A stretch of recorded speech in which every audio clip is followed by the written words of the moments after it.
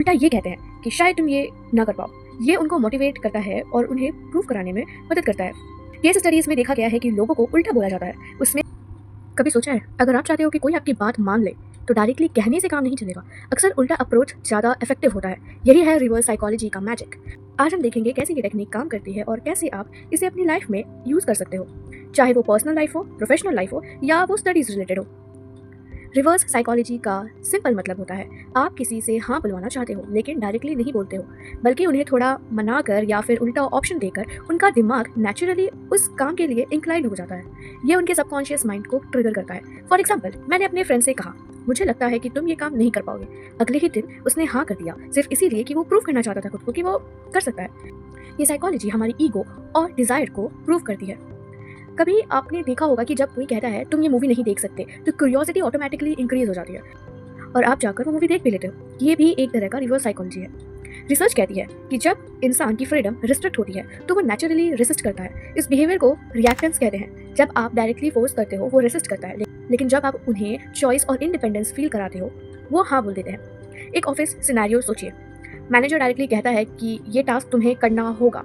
Employ resist करता है, लेकिन अगर मैनेजर थोड़ा टीज करके या उल्टा कह दे, जैसे शायद ये तुम्हारे लिए मुश्किल होगा, तो उस टाइम एम्प्लॉय नेचुरली प्रूव करने के लिए टास्क कंप्लीट कर देते हैं। स्टडीज कहती है कि जब फ्रीडम को थ्रेट की तरह परस्यू किया जाता है तो लोग नेचुरली अपनी इंडिपेंडेंस और कंट्रोल दिखाने के लिए रिएक्ट करते हैं। यही बेसिक है रिवर्स साइकोलॉजी का। कभी कभी हम अपनी असली चाहत को छुपाकर उल्टा बोलते हैं। इस टेक्निक का फायदा है कि सामने वाले को अपने आप को प्रूव करने के लिए अर्ज होने लगता है और आप इनडायरेक्टली अपनी चाहत अचीव कर लेते हो।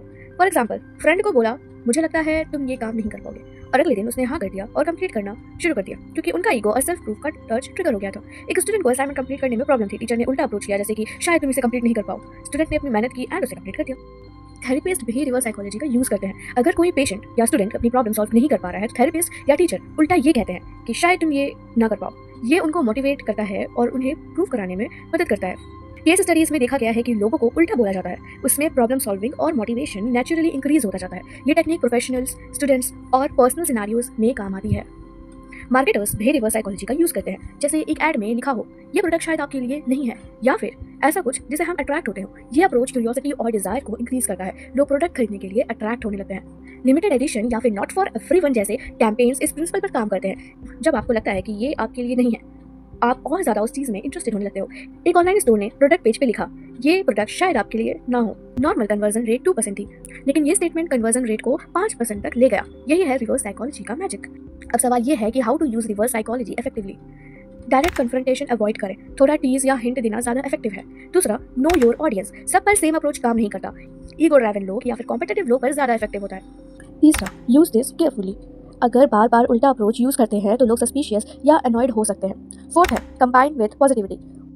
रिवर्स साइकोलॉजी यूज करते वक्त कुछ मिस्टेक्स कॉमन होती है, जैसे ओवर यूजिंग इट। इसकी वजह से लोग सस्पिशियस हो जाते हैं।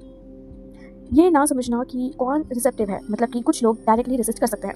ईगो और अननेसेसरीली हर्ट करना, इससे रिलेशनशिप डैमेज हो सकती है। ऑलवेज पॉजिटिव और एथिकल अप्रोच रखें, बिना मैनिपुलेट किए। मोटिवेशन और सटल चैलेंज देना बेस्ट होता है। रिवर्स साइकोलॉजी एक पावरफुल टूल है जो पर्सनल और प्रोफेशनल लाइफ में काम आता है।